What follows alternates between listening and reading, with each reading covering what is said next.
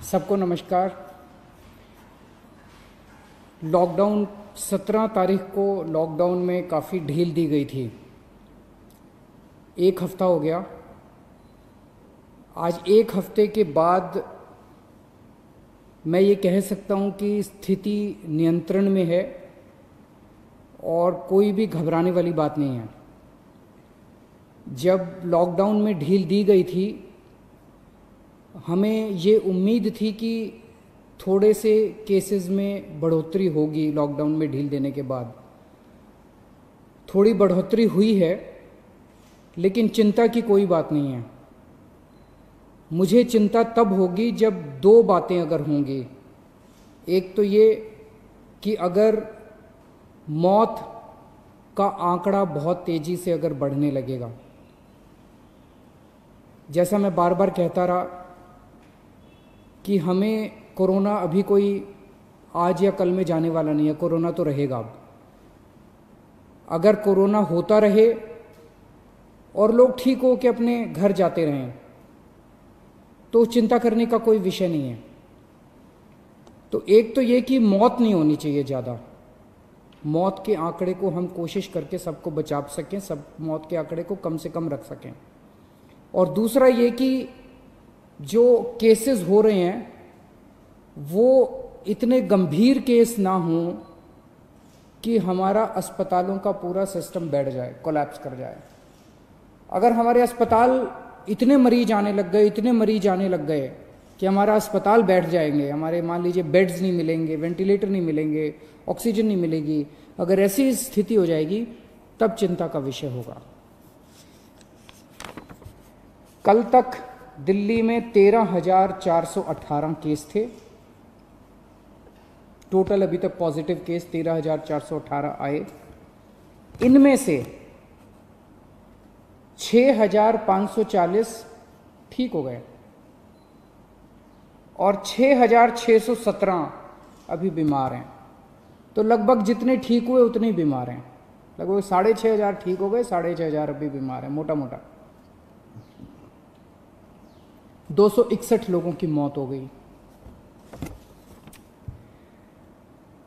आपके सामने मैं रखना चाहता हूं कि आज दिल्ली में अपने अस्पतालों का क्या स्टेटस है। जो कोरोना के अस्पताल हैं, कोरोना के जो सरकारी अस्पताल हैं, उनमें 3,829 बेड हैं टोटल। सरकारी अस्पतालों में 3,829 बेड हैं, जिनमें 3,164 बेड्स में ऑक्सीजन अवेलेबल है। मैं बार बार ऑक्सीजन इसलिए बोल रहा हूं क्योंकि कोरोना की कोई दवाई नहीं है। जिस पेशेंट को कोरोना हो जाता है उसको एक तो ऑक्सीजन की कमी हो जाती है और दूसरा उस ऑक्सीजन की कमी की वजह से उसकी सांसें तेज हो जाती हैं, रेस्पिरेशन रेट बढ़ जाता है, तो उसको ऑक्सीजन देनी पड़ती है। ऑक्सीजन सबसे क्रिटिकल है उस ऐसे पेशेंट के लिए। कोरोना के पेशेंट के लिए, जो सीवियर पेशेंट होते हैं कोरोना के, जो मामूली सिम्टम्स होते हैं उनको नहीं, जो सीवियर पेशेंट होते हैं कोरोना के, उनको ऑक्सीजन देने की ज़रूरत पड़ती है। 3,829 बेड सरकारी सिस्टम में हैं, उनमें से 3,164 बेड्स पे ऑक्सीजन है। 3,829 में से केवल 1,478 बेड अभी ऑक्यूपाइड हैं। मोटे मोटे तौर पे अगर मैं कहूं तो 4,000 बेड हैं, जिसमें से 1,500 बेड्स ऑक्यूपाइड हैं। 2,500 बेड्स अभी खाली हैं सरकार में। 1,500 बेड्स ऑक्यूपाइड है, 2,500 बेड अभी खाली हैं। सरकार के पास 250 वेंटिलेटर हैं, उनमें से केवल 11 वेंटिलेटर अभी यूज़ हो रहे हैं। लगभग 240 वेंटिलेटर खाली हैं, तो अभी घबराने की कोई बात नहीं है। प्राइवेट में 677 टोटल बेड हैं, उनमें से 509 भर चुके हैं। कई लोग प्राइवेट में अपना इलाज कराना पसंद करते हैं, सबकी अपनी अपनी इच्छा है। 677 में से 509 भर चुके हैं, तो केवल 150 पौने 200 बेड्स बचे हैं प्राइवेट में। इसीलिए कल सरकार ने ऑर्डर जारी करके दिल्ली के 117 प्राइवेट अस्पतालों में ऑर्डर जारी कर दिए कि 20% उनको अपने बेड कोरोना के लिए रखने पड़ेंगे। तो इससे प्राइवेट सेक्टर के अंदर जो प्राइवेट अस्पताल हैं उनके अंदर लगभग 2000 नए बेड्स आज से अवेलेबल हो गए हैं। अभी तक 677 बेड थे, अब 2000 एक्स्ट्रा बेड प्राइवेट सेक्टर में अवेलेबल है। तो प्राइवेट में अगर कोई अपना इलाज कराना चाहता है, ज़रूरी नहीं है, जैसा मैंने कहा कि सरकार में 2500 बेड खाली हैं, लेकिन अगर फिर भी कोई अपना प्राइवेट में इलाज कराना चाहता है तो आज से 2000 और बेड प्राइवेट सेक्टर के अंदर अवेलेबल हो जाएंगे। आज प्राइवेट सेक्टर के अंदर 72 वेंटिलेटर अवेलेबल हैं, जिसमें से केवल 15 वेंटिलेटर यूज़ हो रहे हैं। तो मोटे मोटे तौर पे आज की डेट में प्राइवेट और सरकार मिला के 4500 बेड्स हैं, जिसमें से लगभग 2000 बेड्स इस्तेमाल हो रहे हैं, 2500 बेड्स अभी भी खाली हैं। आपकी जानकारी के लिए बता दूं कि मोस्टली केस जो कोरोना के अभी आ रहे हैं वो माइल्ड हैं, थोड़ा सा बुखार है, थोड़ी सी खांसी है, या कईयों को तो कुछ भी नहीं है, पता ही नहीं चलता उनको कि कोरोना है। वो तो टेस्ट करा तो पता चला कि कोरोना है, कोई सिम्टम नहीं है। अधिकतर केस ऐसे आ रहे हैं जिनको फिर अस्पताल में एडमिट करने की ज़रूरत नहीं होती, उनको हम घर पे ही रखते हैं। और मेरी एक टीम है जो डेली उन लोगों से घर पे बातचीत करती रहती है, उनके परिवार के लोगों से बातचीत करती रहती है, उनको सलाह देती रहती है।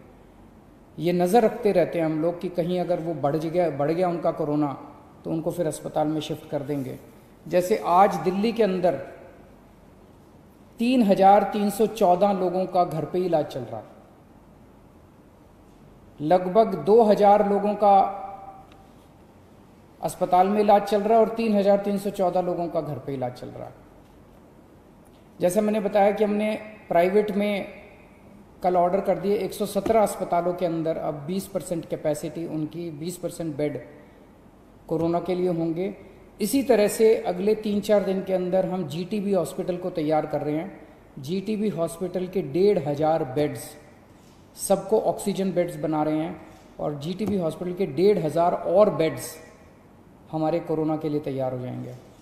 तो मैंने बताया आपको कि लगभग 4000 बेड आज सरकार में ऑलरेडी कोरोना के हैं, 1500 और हो जाएंगे, तो 5500 बेड सरकार में पूरी तरह से कोरोना के लिए डेडिकेट हो जाएंगे।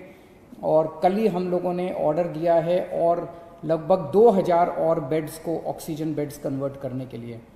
तो एक तरह से हमारी पूरी तैयारी है कि अगर कोरोना के गंभीर पेशेंट्स में अचानक उछाल आता है तो हम तैयार हैं। आज से एक हफ्ता पहले जब लॉकडाउन में ढील दी गई थी तब क्या स्थिति थी और आज क्या स्थिति है। 17 तारीख को लॉकडाउन में ढील दी गई थी। उस दिन टोटल पेशेंट दिल्ली में पॉजिटिव 9755 थे, आज 13418 हैं। एक हफ्ते के अंदर लगभग 3500 पेशेंट्स बढ़ गए।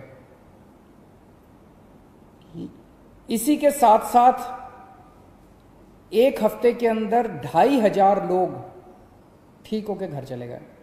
3500 बढ़ गए और 2500 ठीक हो गए। तो जैसे मैंने बताया कि लोग ठीक भी साथ साथ होते जा रहे हैं, बीमार हो रहे हैं लेकिन ठीक भी साथ साथ होते जा रहे हैं। लेकिन इसकी इंटरेस्टिंग चीज़ है, 3500 पेशेंट्स पिछले एक हफ्ते में नए पेशेंट्स आए, लेकिन अस्पतालों के अंदर 1750 बेड भरे हुए थे। 1750 पेशेंट 17 तारीख को अस्पतालों में थे, आज 2000 है। 250 बेड केवल भरे हैं। तो केवल 250 नए पेशेंट अस्पतालों के अंदर आए। अस्पतालों में भी ठीक हो रहे हैं और नए आ रहे हैं, ठीक हो रहे हैं और नए आ रहे हैं। केवल 250 नए बेड अस्पतालों के अंदर भरे हैं।